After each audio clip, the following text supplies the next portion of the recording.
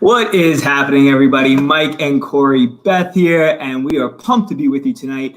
We are going to come to you guys with a little bit more laid back live training tonight.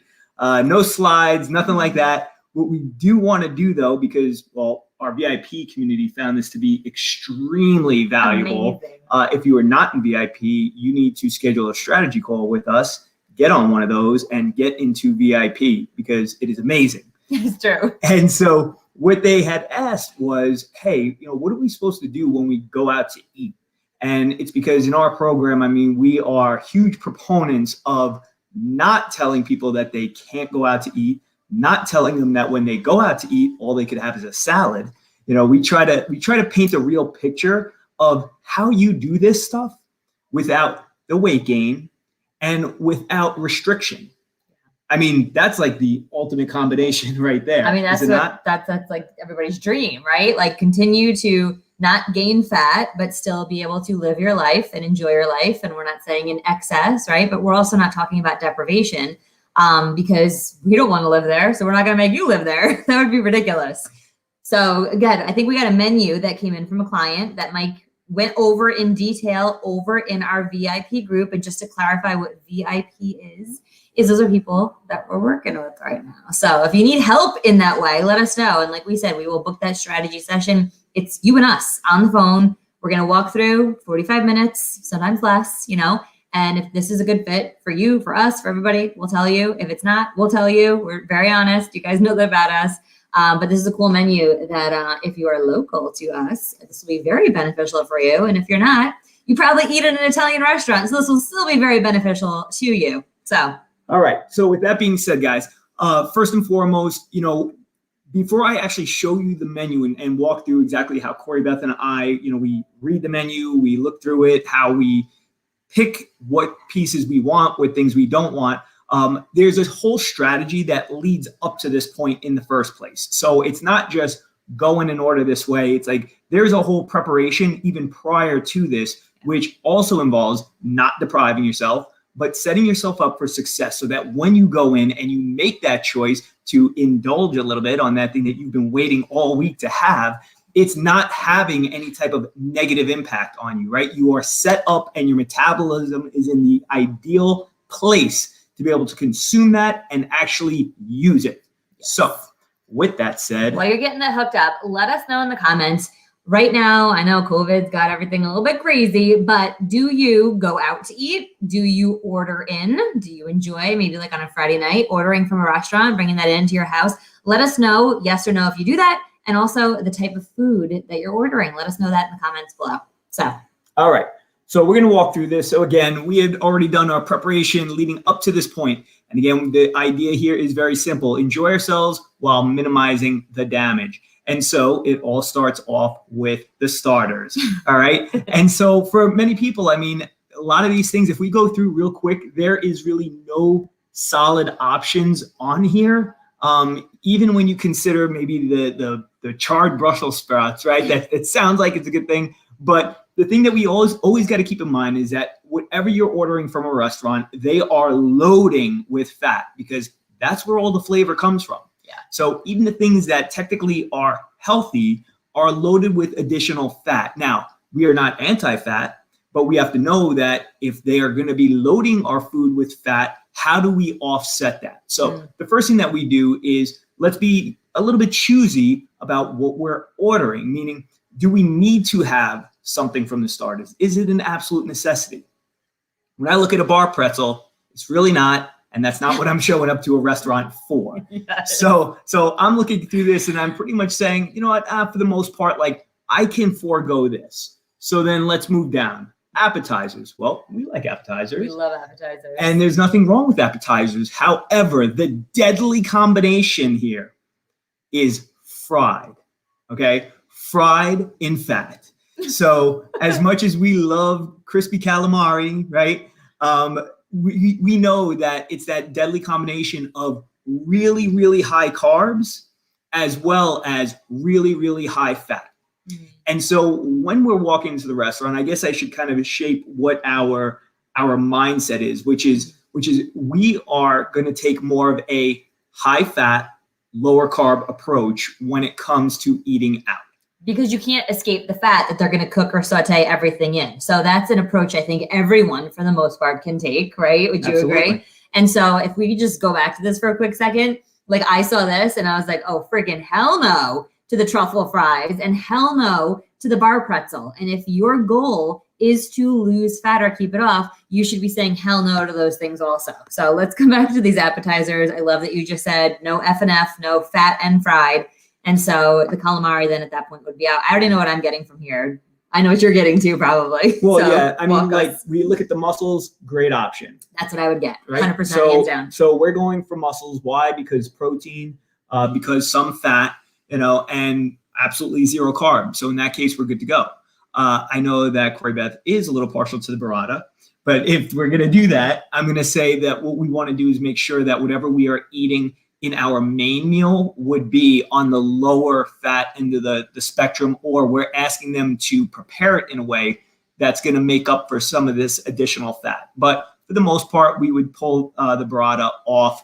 And then same thing with buffalo wings. I mean, listen, I'm a huge fan and I will go have this because it is predominantly just protein and fat.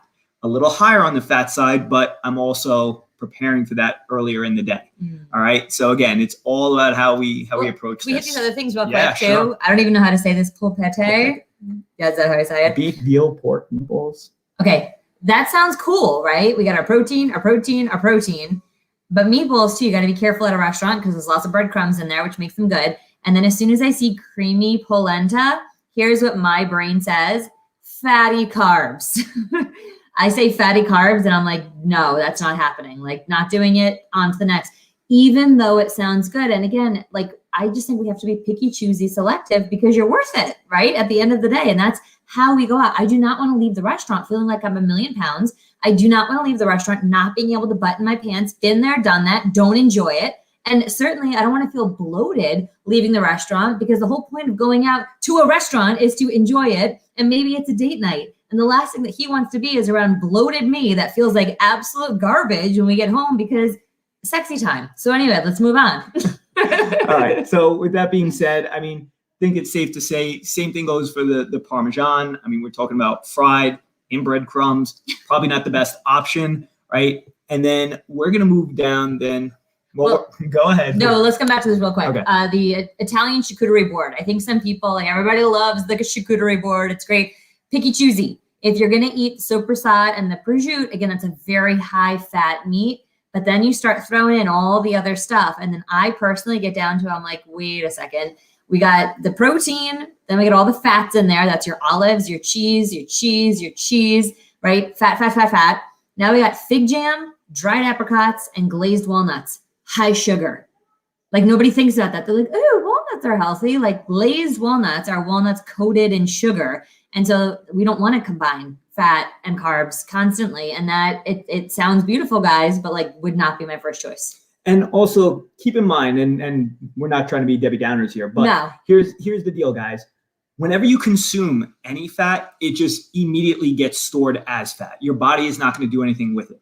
When you're consuming very high carbs and your body cannot do anything with them, if they can't use them for energy, those get converted and stored as fat. So this is why we're so careful when we go out to not combine those two things, right? To try to keep as much sugar out of the equation. I mean, listen, some of it's going to be unavoidable. We don't know exactly how they cook every single food. When it comes out being that tasty, when vegetables to me taste that tasty, then I know that there's got to be something wrong. Like there's something wrong. So that is why we're just hammering home on that point. We just want to be as cautious as we can, which then it would make it pretty obvious that, the wood burning pizza is going to be off the table. Just that, again, that combination of, I mean, probably one of the worst forms of carbohydrates you can get along with the fat. This is not to say we don't ever eat pizza, but if we're going to go out and we know that there's going to be a real meal involved here, and we're not just having a pizza and that's like the only thing we're having, then we're going to probably just skip right past this. Not worth it. All right. So salads, I'm going to go here for a moment. And I want to preface this with, we are not expecting anybody to go out and have a salad for dinner.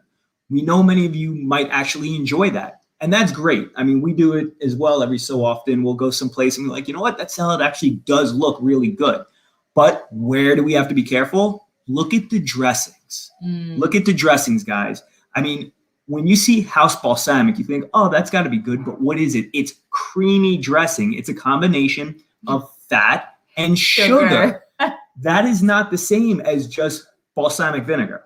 Yeah. If you went with just balsamic vinegar, you'd be absolutely fine. And if you don't mind making that little swap, then guess what? Like, you just made a significant cut in fat in that meal, because it's crazy. Like, you go to what is it, Cheesecake Factory, right? They have to put all the calories on the menu, and it's amazing when you look and you're like, oh my gosh, this salad actually has more calories, and it's like a 1,500 calorie, than a burger. And you're like, how could that be? But it's there. It's in the dressings, guys. So the best thing to do, we typically will recommend like just telling them to leave that dressing off altogether. You're better off going with olive oil and some vinegar, and just being sparingly with it. Like, don't overdo it. You don't do the Italian grandmother, cooking thing where she just keeps dumping it on the salad. This is going to be us being very measured in our approach and being smart. Well, and what I learned from you, I'll never forget the first time I saw you eating a salad, because I was the salad like pourer. I poured half a bottle of salad. I didn't know anything, but like I saw him like dip his fork in his dressing and then stab lettuce, and I was like, oh my gosh! Like, you get the flavor and you get the taste of it, because I know some of you are turning your noses up to the olive oil and vinegar idea. Others of you are totally cool with that, but for the ones that are turning their noses up, get it on the side, do a little fork dip, and then go ahead, and you'll be shocked at how much dressing you don't have to eat to cover your salad. Absolutely.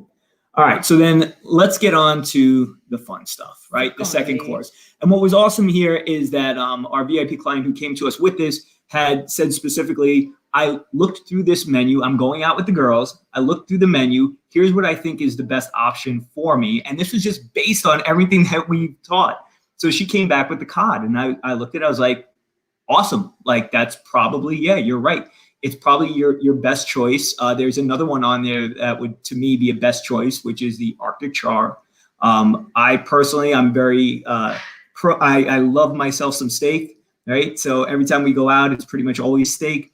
But here's where we're going to be careful, guys. What are the additions to this? What are things topped with? So when we see like the braised short ribs, right, we know that is soaked in some type of barbecue sauce, pure sugar. So the short ribs by themselves would be no problem. But once we soak it in all of that sugar, guess what? It's not the same thing. The cod was awesome because, well, when you look at it, there's really nothing else served with it except for vegetables. So that's pretty much ideal. Same thing with the Arctic char. Obviously, if we're looking at a burger, our concern is like, do we really need those fries? Like, no, the burger itself is the meal.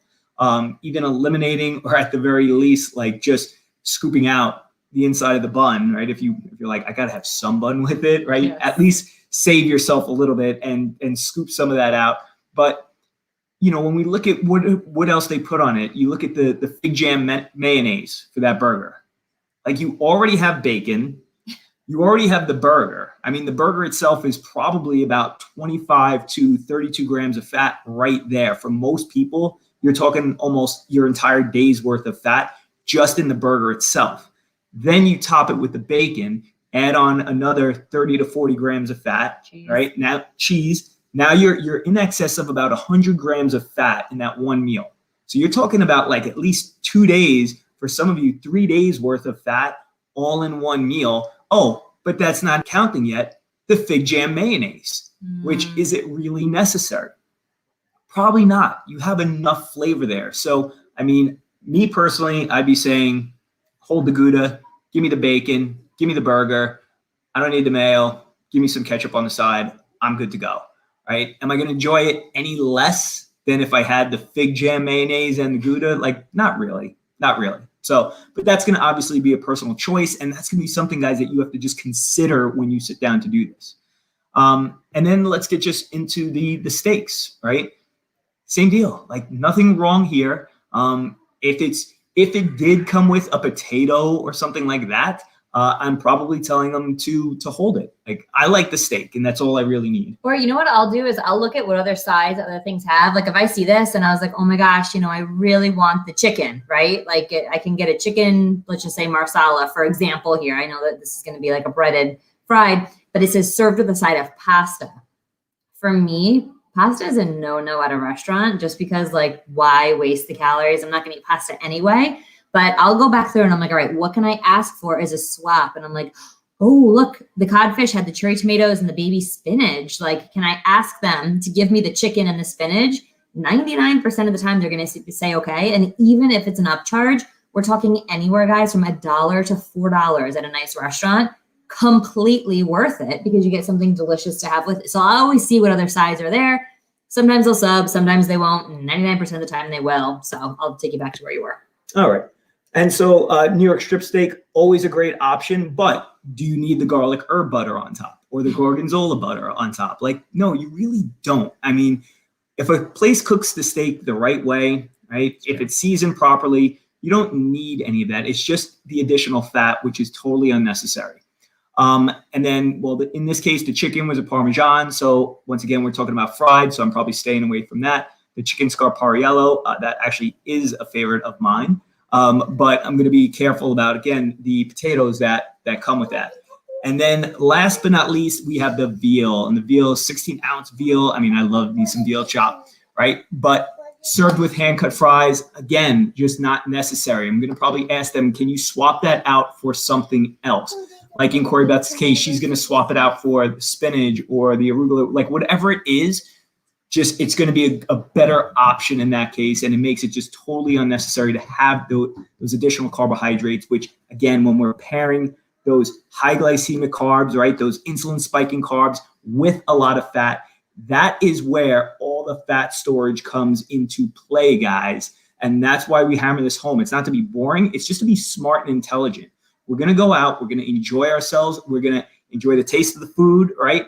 And we're not going to lose out by taking some of these things out or by making certain choices differently. Agree. All right. And then I think it goes without saying that, well, we're skipping over all the pasta. Well, can we just talk about this from an economic standpoint? Like, here's something that I personally have never understood, just from an economic standpoint only. So go super logic with me for a second, guys. I'm looking at all these, like, all right, strip steak, codfish, right? Everything here, like in the 15 minimum. Cauliflower steak is 13 because we got a vegetable, up to like 26, 28 bucks. And then I get down here and I know that there's add-ons here, but like, what is pasta? Even if we get like the refrigerated section pasta, like I'm not going to spend $15 to $19 on a bowl of pasta. Like I'm just not, you know, and yes, it's going to be so much better here than at home. But like logically, I think even since I'm a kid, I just cannot wrap my head around that. So if that's annoying to you, I don't apologize.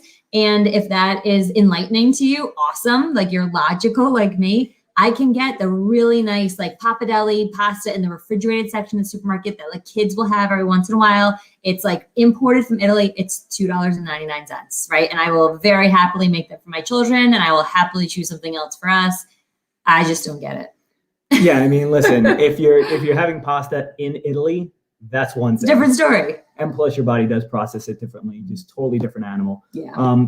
But that being said, guys, I mean, beyond that, I don't even think we need to go into this. I think most of this speaks for itself. Well, I think here, and this is crazy, I saw Nancy Tyrone on here, and the first time I ever experienced broccoli rabe was you, Nancy Tyrone. You made it as a side for one of the parties when we were in high school, and broccoli rabe was first experienced as a result of you, so thank you.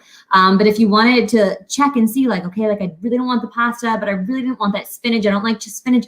Come down to the side, see what else is offered. Like this is basically to me like the rainbow of the restaurant, and you get to like pick and choose what's going to work best for your goals. And we're not saying don't enjoy yourselves. This literally is how we think, and it's been over years. Thank God you came into my life.